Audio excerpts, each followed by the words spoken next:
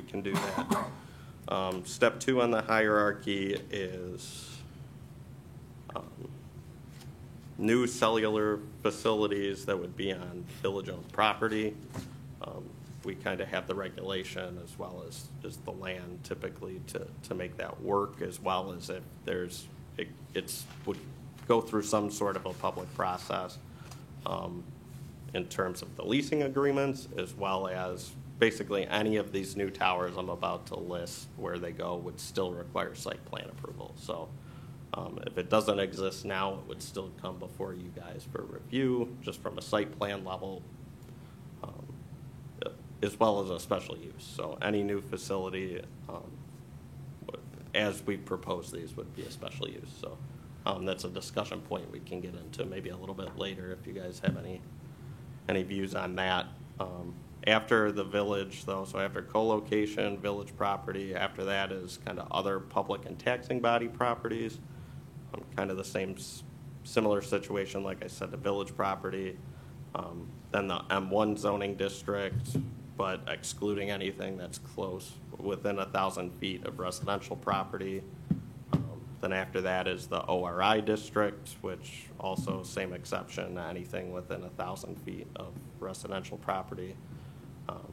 Then the following that is any facility within our business districts, as well as our R1 districts, not preferred, but kind of in the hierarchy of where we want to go. That would be next. And then the absolute last one is anything within our legacy district, which is our primary downtown and anything along Oak Park Avenue, which has a pretty historic feel that we're going for. There's some historic buildings in there. We've got a lot of money kind of put into the aesthetics of how it looks and where it's going to go. Hopefully even get better. So that kind of being the absolute last zoning districts that we kind of want, or locations we want to see them in. And again, any of these, at any site that would have new ground equipment or a new location would be site plan, including co-location. So if someone's going on an existing tower and they have to do a new structure on the bottom to screen their equipment, they would have to come before you.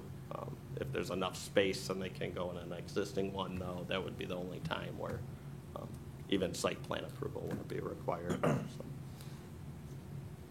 So. Just a quick walkthrough. So this is kind of example of some freestanding towers. On the left is what you kind of think of your typical monopole. Sometimes you'll get 3 or 4 sets of antennas on one pole like that. That we allow them up to 100 feet, I believe. The middle one's just kind of a disguised antenna with a flagpole. Those obviously blend in a little better, a little patriotic, but you can usually only fit 1 set of antennas kind of within there. Once it's designed and put up, there's usually not a ton of room to kind of co-locate within them. So kind of one downside of those. And then the one on the right's our monopine, I believe is the term for them. So you can usually fit multiple sets within there, but obviously those will only blend in some situations. If it's around a forest or something like that, they work pretty well. Or mixed in with other pines, but otherwise sometimes those could stick out just as much as monopole if you put it in a place with no trees. So this is some kind of examples of co-location. So the monopole with co-location on it, village water tower that's got antennas located within it, and then an existing building. Not necessarily what we want to see, but from an aesthetic-wise, because I think most people have seen that building in town, and that we've changed some of our code to not allow them to kind of go above the roof like that as we proposed it. But just an example of a co-location on an existing tall building that could be done better, but still on an existing structure at least. These are some examples of our small cell antennas, and I can get into those design standards a little bit more. But these just kind of show kind of your typical setup on light poles as well as a utility pole. Most of the small cells we've seen come in so far have been on ComEd utility poles. So I think we have 4 or 5 of those have already actually come through our department. We do review them, but again, permitted use when they're in the right of way and following our regulations. There's a couple other images that were also placed in your staff report, just kind of showing what they look like, how they kind of operate, the different setups within how they're placed on towers and kind of how they're connected and work. And then here's one that I don't believe was in your staff report, but just kind of shows you there's a couple different ways, whether it's a utility pole or a light pole, how they can kind of be, how the equipment can be arranged on the pole. And these are pretty typical for what we've seen installed here as well as in the surrounding towns. And then this is a brief example, a simple example of what a DAS system is, or distributed antenna system. Kind of usually an outside anchor point of where the wireless signals come from, and that kind of feeds through a building. It's pretty typical of arenas. I believe the amphitheater might have one now already installed in it. So if you're wondering why 2 years ago you started being able to get an actual signal in the amphitheater during a concert, that's one of the reasons why. It's always kind of up to the person that installs it too, as to what networks get into it and what kind of signals they send out. But this is just kind of a brief example of how what they kind of look like in a simplified form. I can just, I guess, focusing a little bit more on the small cell design standards. I can kind of walk through those and just kind of let you know some of what we've proposed here. I believe it's page 8 in the code you got. So if you have it as part of the packet, you can follow along. And again, these are just design standards for small cell antennas, and those are on private property or if they are on in the public rights of way. So it kind of limits the overall size. It pushes them to be stealth. Stealth has a lot of different meanings, but this has basically said that, that to the greatest extent possible, you have to make it blend in with that existing pole. So I think they've got a pretty standardized equipment, but as that changes, we've kind of left this language, try to make it loose enough that, if something better comes along, we can push for that in here. We have some height requirements for them, so they can basically only go 10 feet above the pole with their antenna and their equipment that they attach, and that's a pretty standard requirement across the board for these. And then we have a minimum height for the equipment attached to the pole. So we want the equipment attached to the pole and not really accessible on the base. We don't want to be able to have cars pitted or kids play with it or be able to get into it at all. And kind of raise it up high where it kind of blends in with the rest of the light pole up there. So that as a minimum height of 12 feet above grade. So it would be on the pole, but not accessible to any normal person without a ladder of some sort. There's requirements for basically pole visual interference. So if we have signage, we have banners, we have flowers on our poles throughout the village, basically it can't interfere with those things that we have on our pole, including our holiday banners, and I think the flowers are the most typical. So they'd still be allowed on those poles, but basically their equipment can't block them, can't cover it up. There are some extensions that are placed on these, and we also regulate that those extensions kind of blend into the pole, that there's height required. They still have to meet that 10-foot height requirement, but saying anything kind of coming off the pole has to blend in with the rest of the pole. any wires and cables on these poles have to be hidden. So I believe even one of these examples, you can kind of see some wiring coming out of it. We basically said you either have to run it with inside the pole. Sometimes those poles have so much cabling through them if for some reason they're smart lights or something like that. Sometimes they can't fit them in the pole or it's not practical. Then they would have to do some kind of cable shield around the entirety of the wiring. So none of these you should be able to see wiring from here on out. Color we're regulating, so basically it has to blend in to the existing pole or equipment or location that it's at, some kind of neutral color. These could be mounted on buildings as well, so they would have to blend into the existing building, and then no reflective materials, so as you're driving, you're not going to get blinded if the sun's hitting it in the right direction.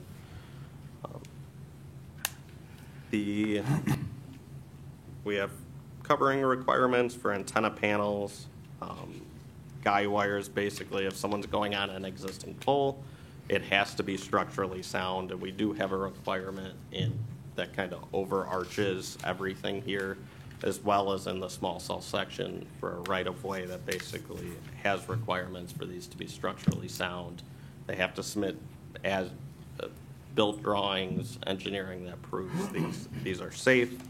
But this basically, we have a limit in there that you can't add guy wires to an existing pole to make it structurally sound. So if they wanted to do that, they could potentially replace the whole pole as it stands and still go on that pole, but they can't just add anchors to it in terms of guy wires. If they're there existing on the pole holding it up, we don't really have a method to be able to make the utility company remove them, and we can't really make the carriers kind of pay for that upgrade either. So,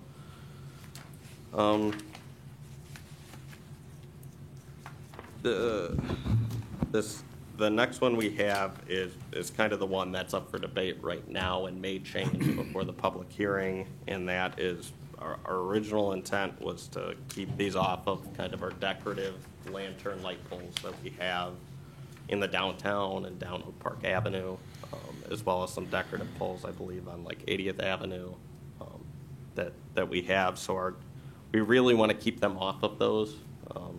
Most of them probably couldn't handle an antenna and the structural side of it anyways.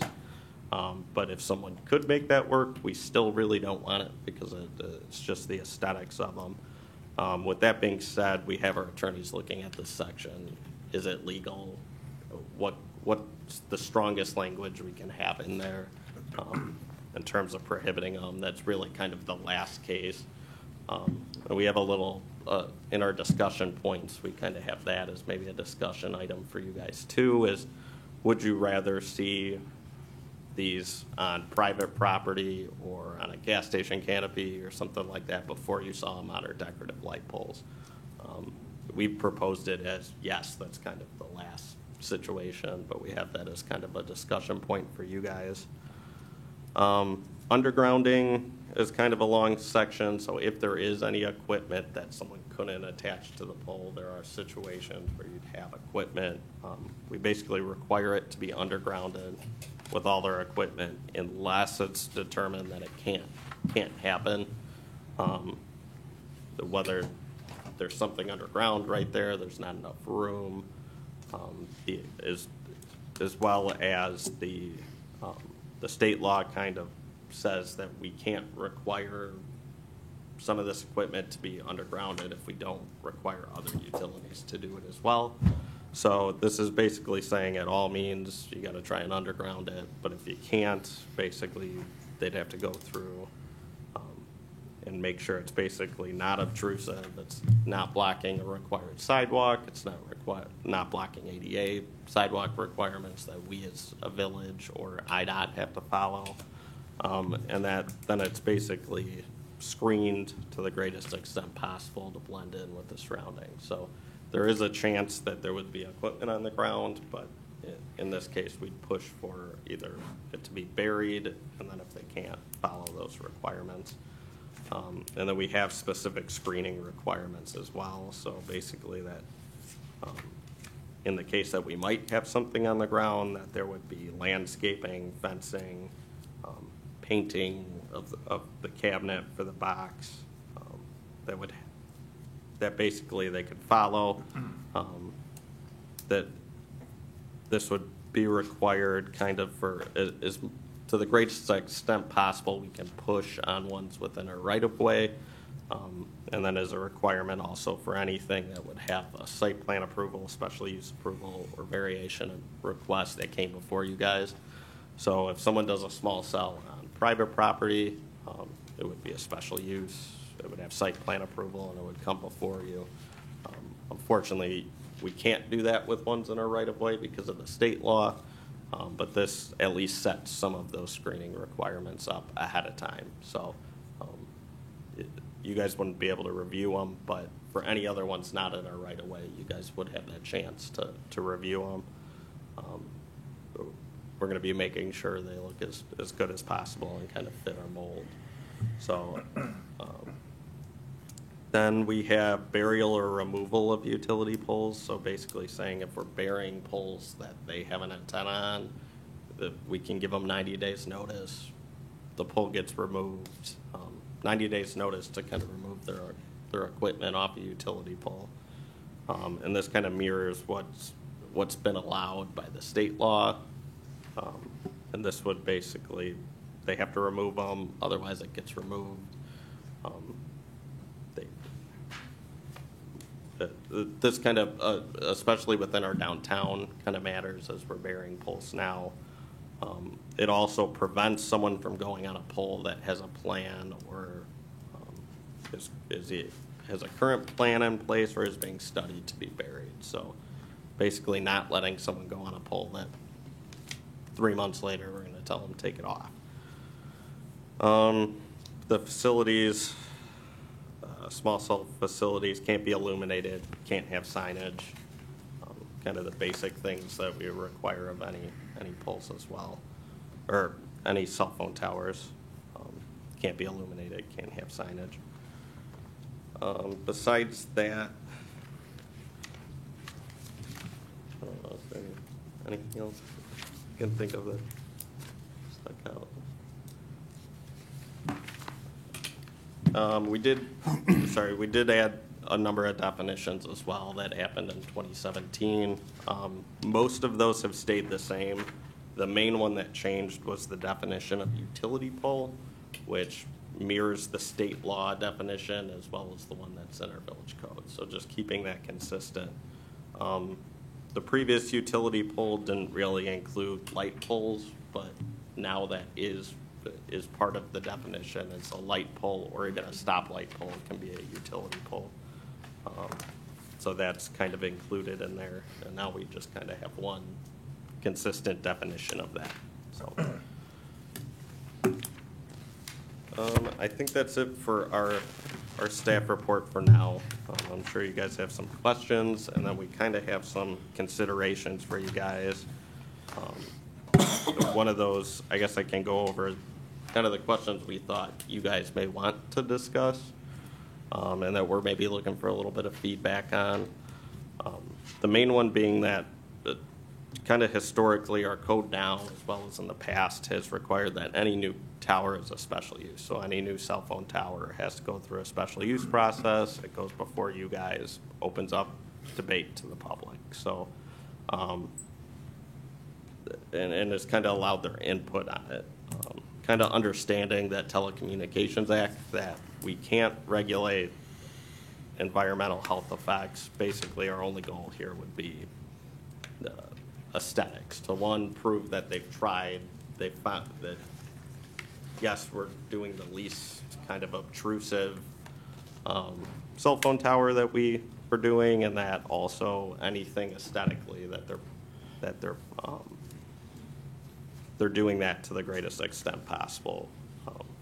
So our kind of question to you guys was, is there some situations where you'd be comfortable that this really shouldn't go through a special use process. And they would still be required to do due diligence to prove they can't co-locate somewhere, but let's say someone has done that, and we have a consultant as well that could review that data. So Dan, Sure. how about we do this? Because I know for me anyway, by the time you get to the last one, I'll forget the first one. Sure. So I'll kind of, as I go, stop, and we can. yeah. So here's my thought, and I'll leave it to you because these are probably the ones that you had questions about.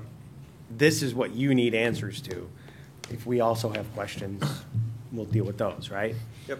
All right. So I think we're on the same page then. So on this first one about special use, you want the discussion now, the thoughts for it, or you have? Yeah, if you guys have Okay. any thoughts on that, like I said, it's just that kind of, we know how it's historically been, but is there any situations where you guys would, on that hierarchy, which I can go back to, that you'd be okay with?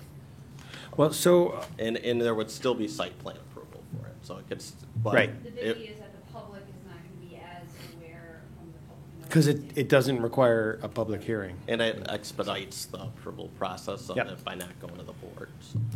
So I'm just going to run through the commission real quick, see if anyone has a comment on that. I will just say, and I think Commissioner Stanton's probably the only other one that's been here that long. I honestly only remember in the past couple of years two coming before us. There's only two that stand out in my mind.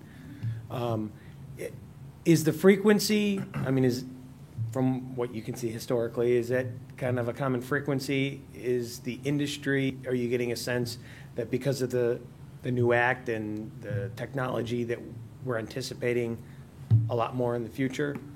For new antennas, we're not. But for the most part, the full antenna, new kind of towers that we're talking about have more or less been built out.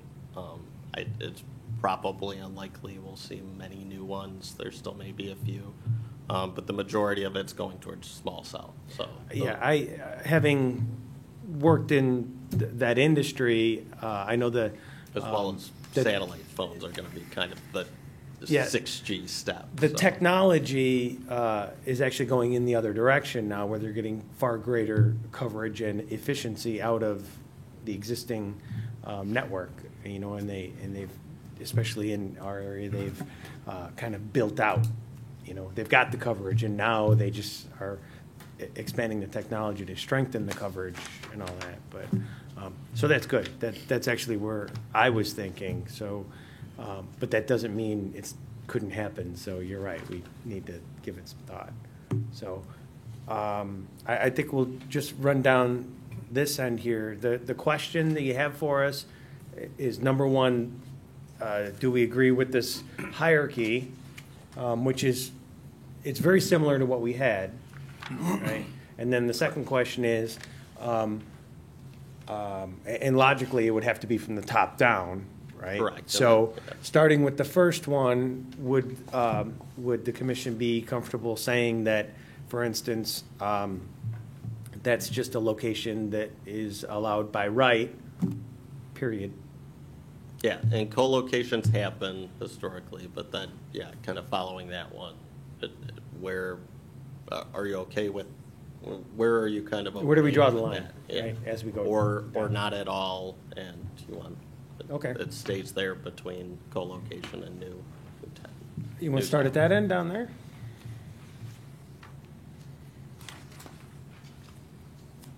I'm good with everything that's been presented.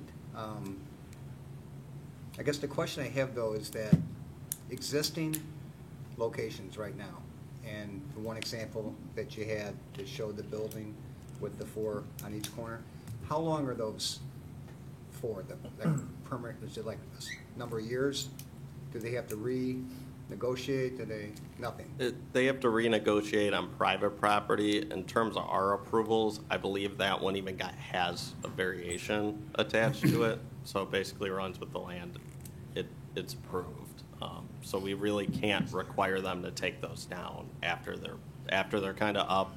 Or not That's even kind of take how it down, but maybe somehow kind of disguise them a little bit, or put a fence around, or do something that could, I think it's relatively limited Okay. unless they, they've replaced it? unless they remove them at some Okay. point. It's like a I fence. believe- or if they Right. got damaged and they had to replace them, then they'd have to go and re, Yeah, the damage over 50%, I'm not even sure if that would do Right. it. It'd be a good legal question that we can Right. ask about, but I believe they basically have to be removed and not active for a certain amount of time um, before we could kind of place any additional Right. requirements on it. So, okay, all right. Other than, I'm fine with, I think you did a good job in it. As part of this, you had a separate question about the decorative light poles. Do you want to address that as a separate question? That's up to you guys. Well, I mean, that's. I have it on. It's not here, really it wasn't in here. covered explicitly in this list of locations, right? Yeah, I think I might have added it to the PowerPoint, but I believe, yes, it's not in the one that you guys have in here. Yeah, so the first bullet point under considerations that we're going through right now is really just that hierarchy, right? Correct, So yeah. let's answer that question for you guys. Hierarchy and then, hierarchy being okay, and then maybe kind of just where do you draw that line? Okay, sure. Commissioner Augustinian? I'm good with the hierarchy. The only question I have is, so the lowest priority or in the hierarchy is something in the legacy district, but what about village-owned property within the legacy district? How does that change where something would go on the hierarchy? So it could go in the legacy district, higher priority as long as it was on a village building. Is that, am I reading that correctly? Now that you bring it up, that's how it reads to me. Yeah, that's a good point, So we have a nice new plaza coming up there, and you can stick a pole right in the middle of it. Well, yeah, and again, the village as property owners could always, we actually as property owners, it's not right of way.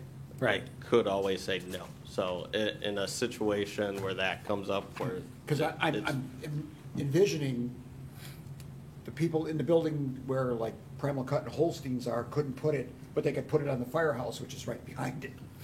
But that would go, yeah, and I guess the way it's laid out now, and it's up to you guys to kind of decide it, would be all village-owned property kind of first allow it there and just kind of. Whether it's you in know, the legacy the district village or then not. has control to say no, and then they get moved down the list. If the village says, no, we're not going to let you on the firehouse, Okay. Yeah. then they move to the next step in this list, and that's Yeah, kind of. and I'm just trying to avoid somebody going, well, how come they can But put it that's a over good there, but you can't put it over Yeah, here? that's a good clarification point. I definitely think in the text that we could add, so. Okay. So, well, to that end then, given that I think A, B, and C are all covering public property, right? Correct. Or B and C, yeah, kind of after the co-location. Oh, yes, you're right. So I guess from that perspective, we wouldn't necessarily, I don't think would want to have B and C on there by right, right? Or maybe you can clarify me, even if you said it's by right, the owner of the property still can say no, but that you get into a tricky thing where, you know, they have a right, but the village is still saying no. Yeah, I mean, But they don't. as long as the attorneys think that's okay, then. Yeah, I would think so. As property owners, we can always say no, except for in the right of way. We can clarify that with our attorneys, though. But in terms of other taxing bodies, though, then the village wouldn't have control of saying no in that case. Fair point. So if there's a park in the legacy code or the Central Middle School or one of those, then yeah, that would then leave it out of the village's hands in that case. But I believe we can say no where there's a zoning right to go there, but we have some reason aesthetically, communication-wise, we don't want it on top of our firehouse just because it blocks, it makes things harder, it blocks signals or something like that. We always have that ability to say no. Is the thought that special use is, from the attorneys, is, I mean, that's not considered burdensome?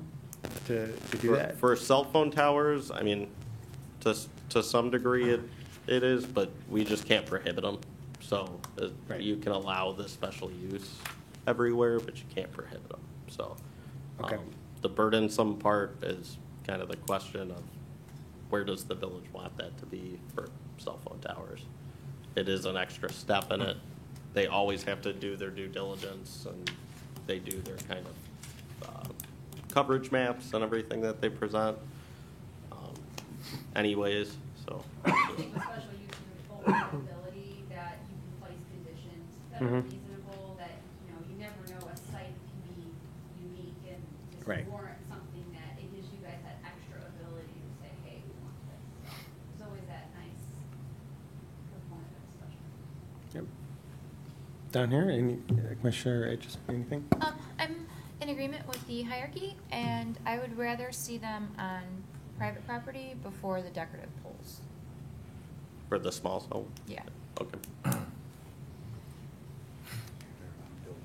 Yeah. Yeah, the hierarchy doesn't look too bad. I know residential is in F. It's absorbed in F over the legacy district, which I can see if you got to quantify it. It's in there. I guess we'll probably talk about this later with the concern with the decorations. I think that's we have a lot of temporary holiday decorations. So if you have something permanent on a light pole, for example, you have to really coordinate it with the decorations the village already has. And they're very ornate and they change. So, but I guess we'll get to that more in depth later on. So for now, just the hierarchy, that looks reasonable. Actually, just hearing from this side, I think we could probably dispense with that question about the legacy decorative light poles. I'm against that myself. Anybody? It sounded like you guys said no, for exactly all the reasons that you just said, plus more. Is there? I agree, but the problem is it's in the right of way, right, how could we?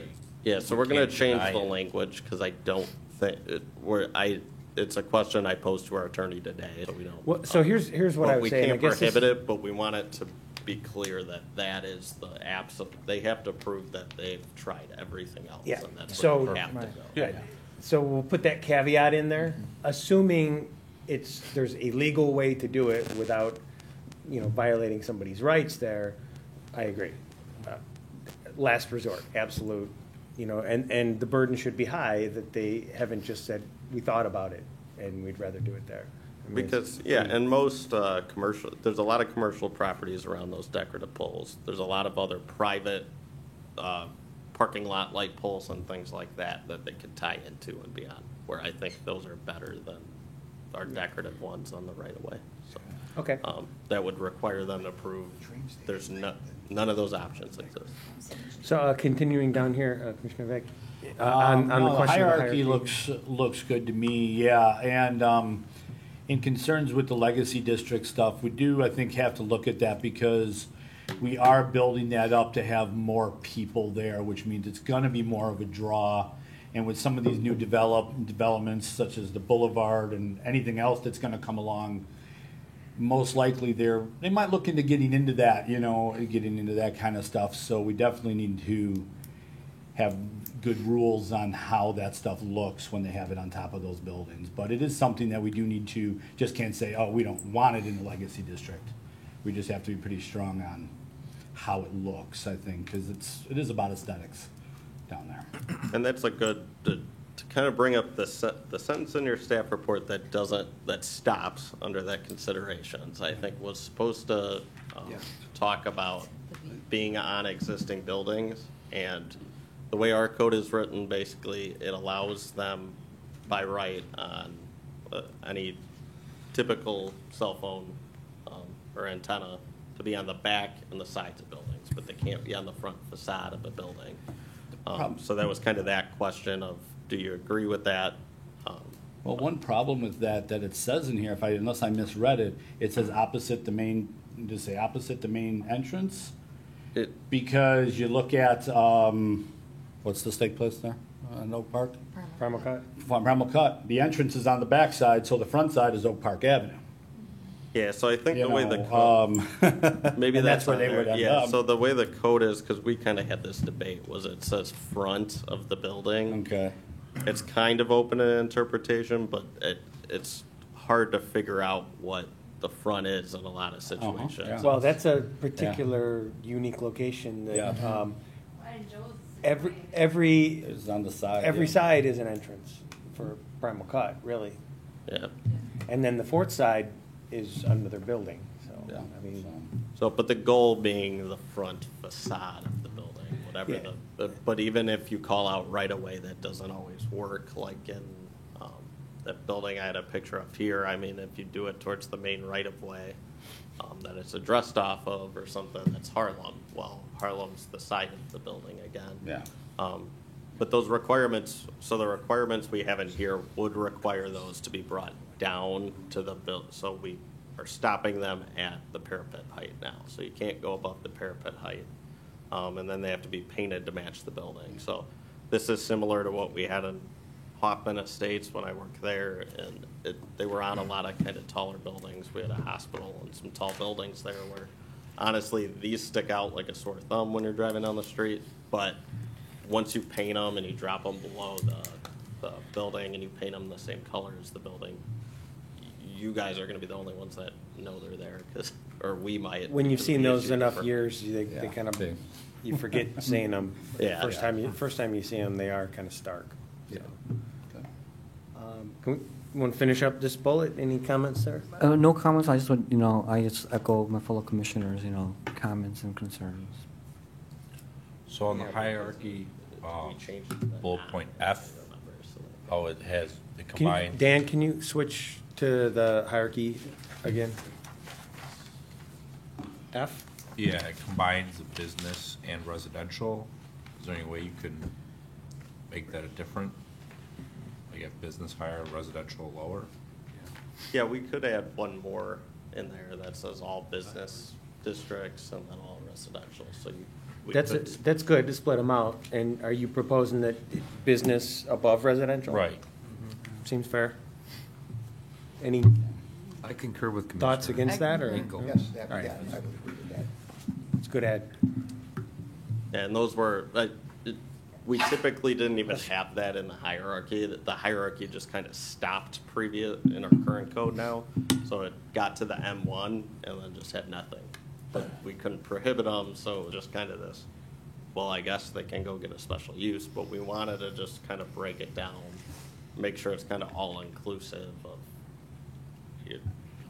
with the No, steps you need to take. I think it's a good approach. But that's like one more kind of step we can break it down into.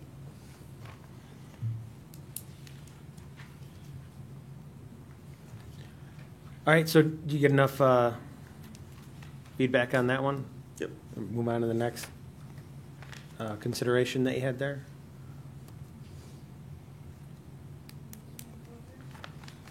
Yeah, so the next one I believe is masonry enclosures that we had.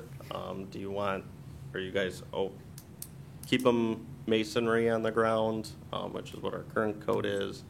Or are you guys open to allowing PVC or other type structures, which seem to be more typical of what they do now?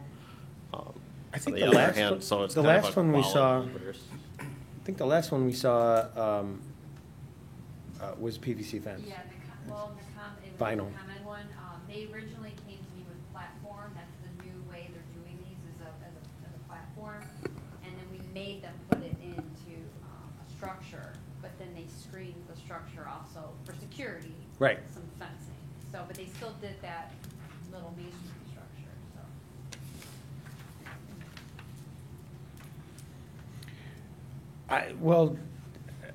I'll just speak for myself. I think if the little masonry structures are tasteful and done well, it's nice.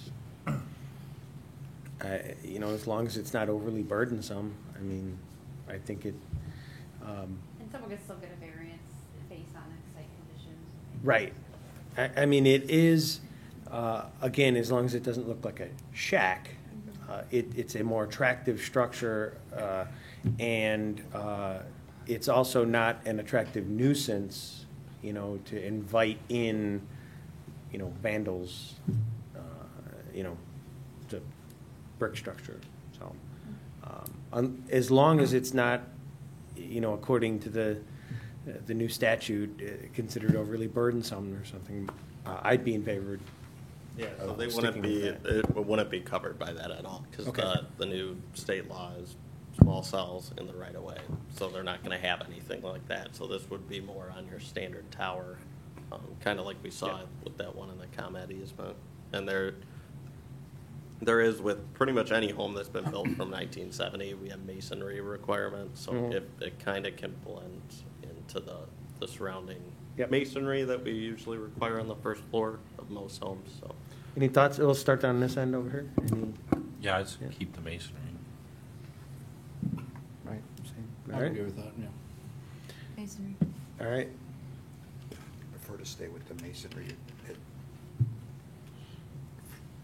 first option, but they always have the ability to request a variance, but masonry would be the first go. So then there was a question which I think we already kind of covered with Commissioner Veck's comments about the, No good yeah, reason for that, so yeah. obviously there's special cases. Right. So I don't know how you would handle that from a wording standpoint, you know, you're essentially trying to carve out a principle, right?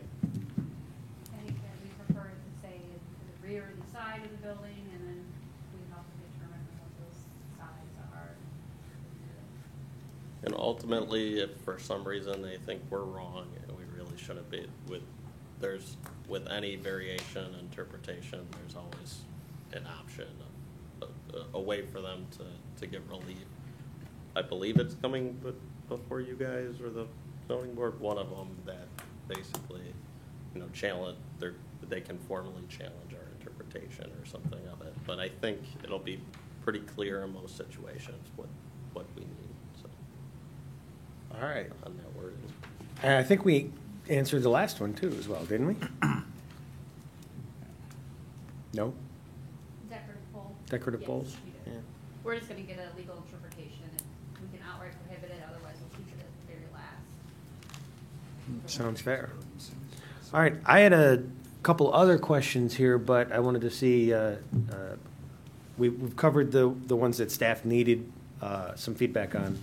So, starting here with Commissioner Gray, do you Yeah, yes. have any other comments there? Yes, Commissioner Shaw. I do have some, even going back to that first consideration, just my interpretation, so if there's no environment, you can't challenge something on environmental or health effect. I understand it. My understanding is aesthetics, you can. And so I would keep that probably open so that you would allow for public input, because if it's behind somebody's house, they know the aesthetics, or they're intimately aware of the 24/7 aesthetics around their place and how they would be impacted. So I wouldn't shut the door on that first one for just, well, you know, we can't discuss environmental health, so just no public input. I think it's good to ask the people, the public that live in that vicinity, or at least give them an opportunity to speak. If they don't speak, then so be it. So that was just one comment on that, and I have some others. Go through my notes here.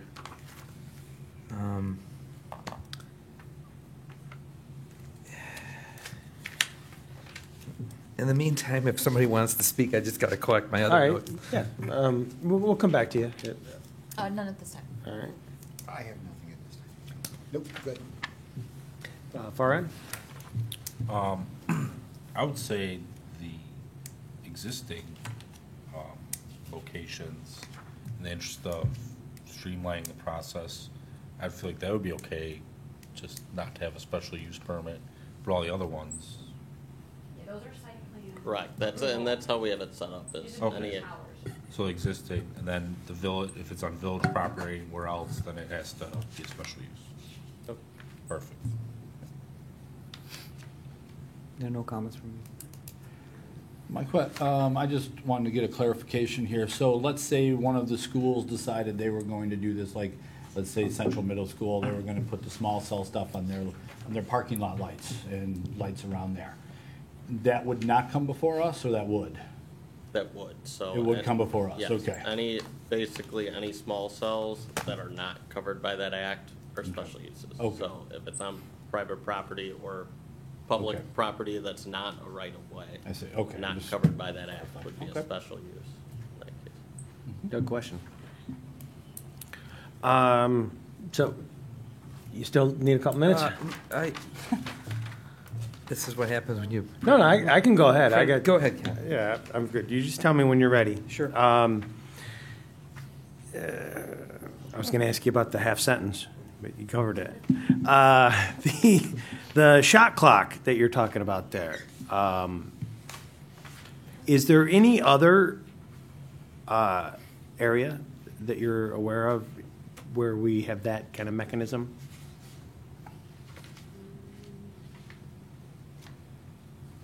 I'm trying to think about, It's okay if you're not sure, because I said that you're aware of. There may be one and you just don't know. yeah, antennas. And are that's the fine. big- Antennas and communication facilities are the big one. That the FCC has been the Maybe pusher. people doing right-of-way work, maybe? Yeah, I was thinking of, because we do right-of-way permits for utility companies, but I don't think that's ever been an issue where I don't know if there was ever a need to implement some rule like that. Right. And Yeah, I'm just. the other big kind of question mark in terms of land uses and stuff, it always becomes religious uses, but I don't think there's any laws attached to Right. that have that shot clock mechanism attached. Yeah, and again, I've only been doing this a couple of years here, and I hadn't seen anything like that, and so I was just curious if that was just something that I had never seen, or if it was. I think that's the pull of the cell phone carrier companies that have gotten that. I mean, and that's been there since '96 for your regular antennas, and then now it's So, too, so. yeah, and it just seemed to me that some of the other examples you gave there were more professional courtesy, trying to move things along quickly, right? As opposed to, legislated. So what is that, given that that's new, is how well-formed are the regulations on it? When does the clock start? So whenever they submit and it's in the state law, and in that federal law, it's basically when they submit a formal application, or I think it even says attempt to submit in there. So if Okay. someone pushes away at the front counter, that would start a shot clock technically, if they can. They'd Okay. have to somehow prove that eventually. Right. Usually, I'll say this, they try to not be combative, because they really don't want to get into a legal, they try and avoid legal fights at all. Yeah, I will tell you, again, that the So it's very usually small only goes number. into that when there's, municipalities are say, just trying to ignore them or something. But it is whenever they formally submit some kind of application or try Okay. to. In my experience, they've usually followed up with us with an email and asked for something in writing saying, your application hasn't been approved, here's the steps. So we've been good about that. Yeah, and as I was saying, there's a very small number of them anyway, and the folks who have been here have seemed, at least when they're standing here, they seem like cooperative, so. And we have clear context. I think some of the issues of why that law's in there is if you get into more rural towns and they're trying to put these up, sometimes you have one person working, you have a clerk that's part-time and one other person working there, and they don't get any responses. Well, eventually, it needs to be allowed, and that's kind of what Right. they determined is if that shot clock runs out, they can go put the tower up. But Well, I think that you just answered the other questions I had, which was, what's the penalty if the clock runs out and you haven't acted on it? They have a legal Then they right. have it by right. Okay. But there's a lot of stuff that restarts that shot, so that's why it's a shot clock. Once it hits the rim, the clock restarts. So if we send them a response Okay, that says, that's what my concern was here, is procedurally, if I just fill out a piece of paper and say, I want to put up a cell tower, and I sign it and I drop it on the counter, you need some plans, you need this and that, you know. Yes, so, and that. So it's a- you could it's a do that, and complete- We're gonna say, here's our application, we have a formal application that has a full list of stuff we need. Okay. Here, you need to submit plans, we always require structural engineering requirements to make sure, even if they're attaching it to something, it can support it.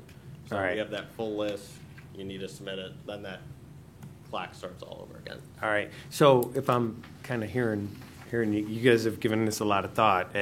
My Yeah, concern would We've be. been doing it since most municipalities have been dealing with it since '96, so it's Okay. a pretty common thing. It's not used a whole lot by cell phone carriers that I've seen. Yeah, that's fine. The big thing to me was whether we would anticipate, first of all, that's why I asked you earlier, is there going to be a rush on the village now for this? It sounds unlikely. But also, would you anticipate any sort of process or staffing issues? Because as I see it, not we or you, but the, legislature has essentially given a special right to this industry, which if you think about it, with limited staffing resources, if you guys are in there working on, somebody else's project, and all of a sudden these guys come up with their shot clock, you have no choice but to set aside this guy's project, to deal with that. Which is true. They've already started to talk to us. Specifically, AT&T. We're working on a master pole agreement with them right now, and I think even though they kind of push this legislation, they're also not trying to get any backlash because they kind of got their way with it. So they're being, from what I've seen here at our village, as well as from what I've heard from other villages, is they're being pretty all of them are being pretty cooperative right now. Giving time, they're not throwing applications at us. They're trying to get stuff worked out ahead of time, so that we haven't had any issue like that. That's good. All right.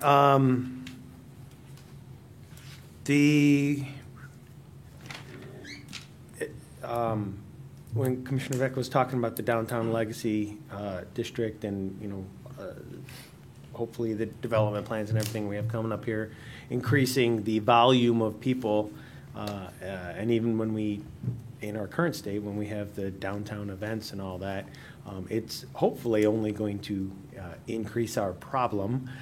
And then I started thinking about the amphitheater out there, and you were discussing, I remember when we had the distributed antenna system come before us, that they essentially attached to all their light poles and created a network there. But it sounds like, again, you just answered it. Working with AT&T, it would seem to me that it would be wise to be proactive about that with our downtown, anticipating that we're going to have that volume and have a plan for it up front, as opposed to trying to retrofit, once we start building things up, and then trying to figure out how we're going to get all these thousands of people, cell phone signals in the heart of our awesome downtown.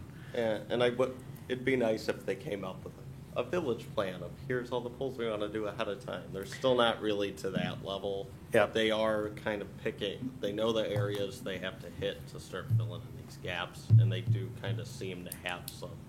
Here's the roundabout locations we need to get in, and they've been relatively cooperative to find the least obstructed place, knowing that they have some leverage now, but they've been pretty cooperative. So I only had one other question here, and it's slightly off topic, but you were talking about pole burying, and I know we have a sidewalk program where we identify sidewalk gaps either for repair or to have complete streets, and I just don't recall ever seeing whether we have an explicit plan where we have targeted which lines. I know, like South Street, that's part of the development. We're going to bury those lines, but just in other areas, do we have any sort of a targeted thing where if someone came in and said, "Hey, we'd like to put it on this pole," we would know that particular pole is number 200 in our program, and it's we're gonna bury it at some point. Just. I'm not aware of a program. It's costly to do that. I mean, obviously the downtown, it makes sense. Well, that's what I'm saying. Like in certain districts, we would plan to do it with redevelopment. Right. right? So perhaps we haven't made a formal list, but we know that, hey, we're gonna have a big redevelopment of this stretch here.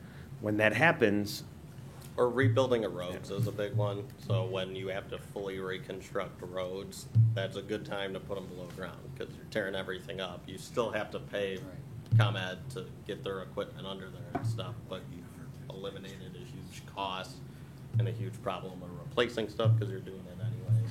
Yep. But we don't have that formal plan that I've seen. It's just mainly been the focus on North and South Street currently.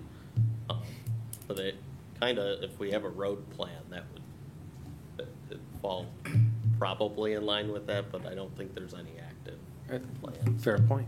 All right, that are attached to the pole. I'm done. Anything you got? Sure. If I could I just want a clarification on page 1 of 13 exemptions. Under exemptions, letter A, it says the village is exempt from the regulations herein when there is a demonstrated need for telecommunication services provided by the village. Could you give an example? I just wanted clarification on the demonstrated need. Yeah, that wasn't my wording, but I think the intent of it is that we would have some kind of evidence that, especially with a lot of our emergency telecommunication radios, they have separate antennas. I believe the village hall does, so do our firehouses and stuff. I think that would, there'd be we'd have some evidence that those are needed for kind of our needs. We're exempt from the process. Correct. We're exempt from the Understood. process, but yes, it would mean that when we're putting them up, we have to show some kind of actual need for it. So you're talking about the village putting them in? Yeah, the village is exempt when we can demonstrate there's a Right. need And I for the thi- village to have it. And I think a lot of it is fire, police, and health. Yeah.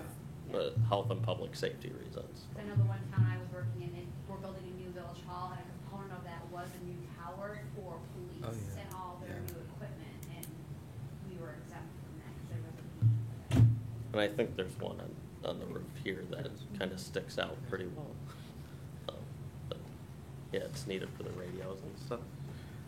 And then page 2 of 13, 3 general regulations. B, it says the petitioner shall demonstrate that the proposed antenna or antennas and support structure or structures are safe and that the surrounding areas will not be negatively affected by support structure failure, falling ice, or other debris. That's letter B. And my only question was, is more specific direction needed, or directions to the petitioner needed to streamline the process? So you tell them exactly. I wasn't sure if that included structural calcs, but I see on G, there's structural integrity, and it mentions the codes and TIA 222-H.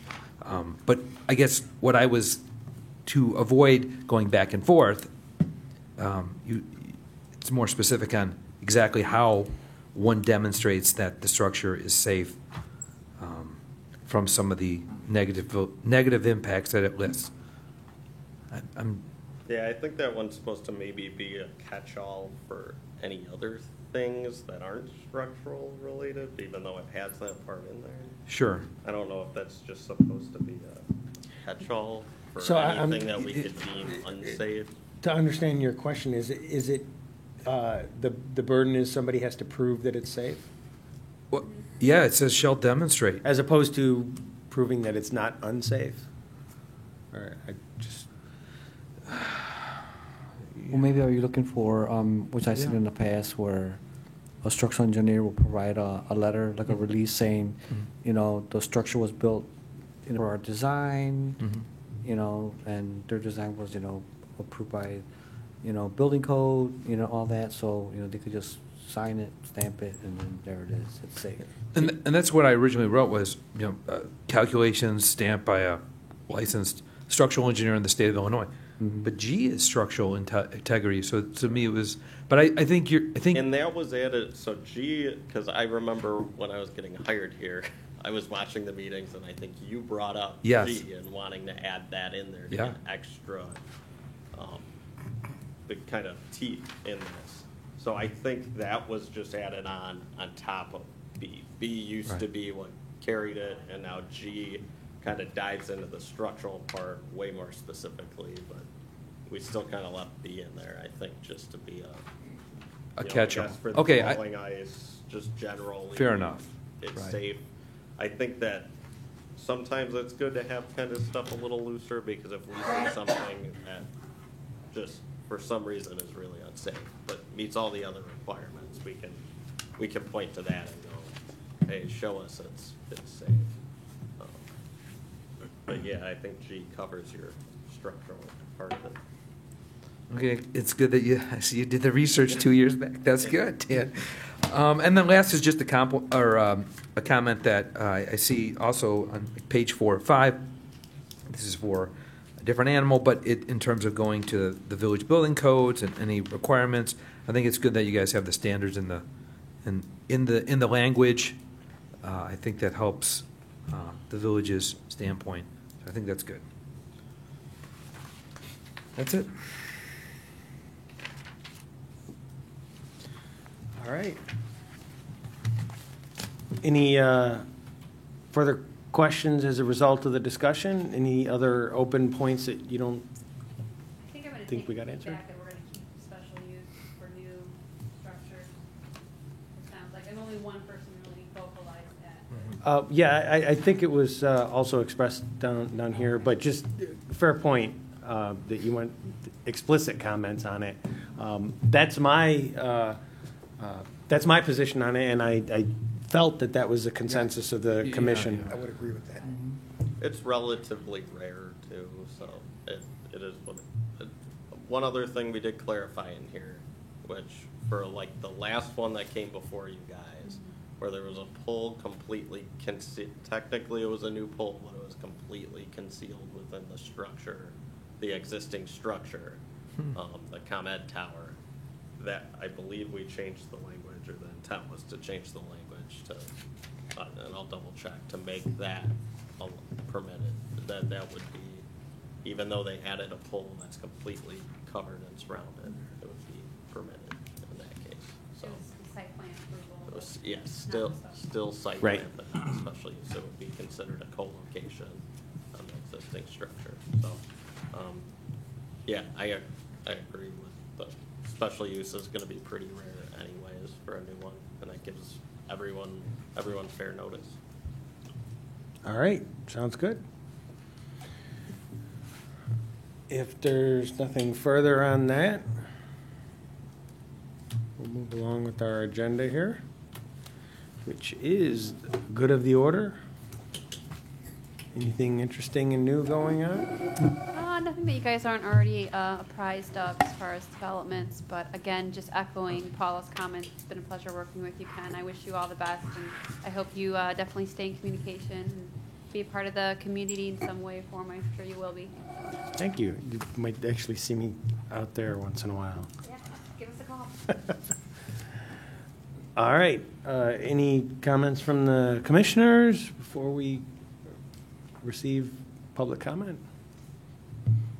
All right, and there's public comment, and with that, I would entertain a motion to adjourn this evening's meeting. Moved. Commissioner Vec, second, over there somewhere. Who? Second. Second, Commissioner Gray. All in favor, say aye. Aye. Aye. Meeting is adjourned.